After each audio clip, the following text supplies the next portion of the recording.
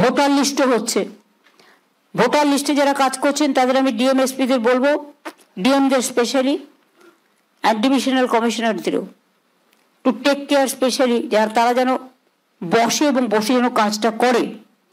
এক এক জায়গায় একজনের নামের জায়গায় 3টে নাম করে তোলা হয়েছে, ফলে যে একজন অরিজিনাল লোক তিনিও কিন্তু ভোটাধিকার থেকে বঞ্চিত হবেন।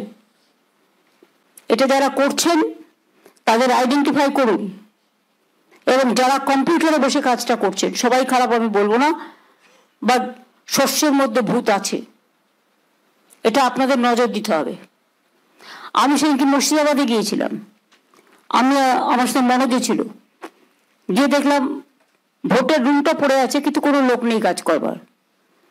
সুতরাং এইগুলো সারপ্রাইজ ভিজিট দিতে হবে। যেমন আমি ভিডিওতে বলি মাঝে মাঝে ICDS centre, mid day meal centre visit করতে, অঙ্গনওয়াড়ি সেন্টার, তেমনি ভোটার কেন্দ্রগুলোও কিন্তু ভিজিট করতে হবে। আর পলিটিক্যাল লোকেরাও তাদের দায়িত্ব শেষ করতে পারে না, এখন সব এজেন্সির যুগ হয়েছে। আমি শুনছি অনেক বাইরের লোক, কেউ আসাম থেকে, কেউ ইধার থেকে, কেউ উধার থেকে, বিভিন্ন লোক বিভিন্ন এলাকায় ঢুকছে। ঢুকে এমনকি আমাদের সমর্থকের কাছেও তার নাম্বার, তার প্যান কার্ড নাম্বার, তার আধার কার্ড নাম্বার, তার ফোন নাম্বার, সে কি করে তার ডিটেলস নিয়ে চলে যাচ্ছে অফিসারদেরও। আমি পুলিশকে বলবো বি অ্যালার্ট, বাইরে থেকে কোনো জঙ্গি যেন কোথাও গিয়ে শেল্টার নিতে না পারে। আর তেমনি যারা মানুষকে মিথ্যে কথা বলে মানুষের জিনিসপত্রগুলো হাতিয়ে নেওয়ার চেষ্টা করছে, এটা মনে রাখবেন অথরাইজড লোক ছাড়া, বুঝতে পারছেন আমি কি বলছি, কেউ কাউকে কোনো ডিটেলস দেবেন না। এরকম অনেককে ধরা হয়েছে। ঝাড়গ্রামে একটা টিম ধরা পড়েছে। রাজীব কোথায় কোথায় ধরা পড়েছে? মালদা, কোচবিহার, কলকাতা, ডায়মন্ড হারবার, অনেক জায়গায় ঘুরে বেড়াচ্ছে। আজকের দিন সময় মানুষ যেহেতু এগিয়ে চলছে বৈজ্ঞানিক যুগে, আধুনিকতার যুগে, তেমনি আবার অনেক ক্ষতিকারক শক্তি বেড়েছে, যেটা মানুষ আগে ভয় পেত না। সুতরাং কাজ চোখ কান খোলা রেখে সবাই কাজ করলে একজনের পক্ষে সম্ভব নয়। Each and everybody should take some observation or vigil থাকতে হবে।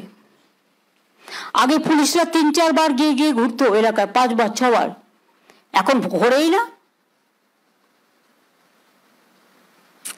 যত বেশি ঘোরা যাবে পুলিশের ভ্যান নিয়ে, মানুষ তো জানবে যে অ্যালার্ট আছে।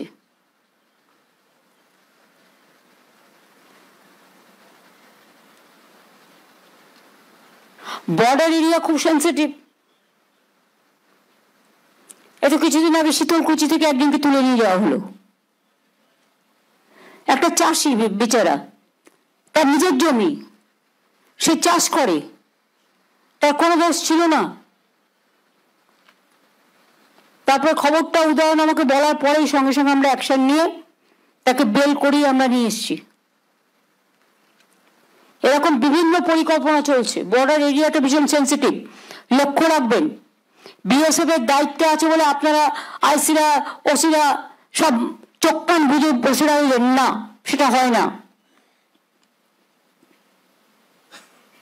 আর মনোজকেই বলবো, আমাদের যারা কাজে আছে, রূপক বাবু টাবু যারা আছেন বর্ডারের দায়িত্বে, মানে যাদের অ্যাডভাইজারিজে কাজ করে, তাদের বিভিন্ন কাজে লাগাও, এক একটা জেলায় দায়িত্ব দিয়ে দাও, তারা এই কাজগুলো দেখুক, ভালো করে হেল্প করুক, অ্যাডিশনাল হেল্প। এবং পাড়ার ক্লাবগুলোকে হাতে রাখুন। আমি পুলিশদের বলবো, যাদের অবশ্য 2 বছর 2.5 বছর হয়ে গেছে তারা হয়তো অন্য কোনো জেলায় যাবেন, কারণ ইলেকশনের নর্মস হচ্ছে 3 বছর পরে ট্রান্সফার করতে হয়। কিন্তু সবার নয়, যে সিস্টেমের মধ্যে যারা পড়েন। কিন্তু তাকে তো একটা জায়গা থেকে আরেকটা জায়গায় যেতে হবে, সেখানেও কাজটা করতে হবে। এখানে যদি আপনি খারাপ কাজ করেন তাহলে অন্য জায়গায় তো ভালো কাজ করার প্রশ্নই আসবে না।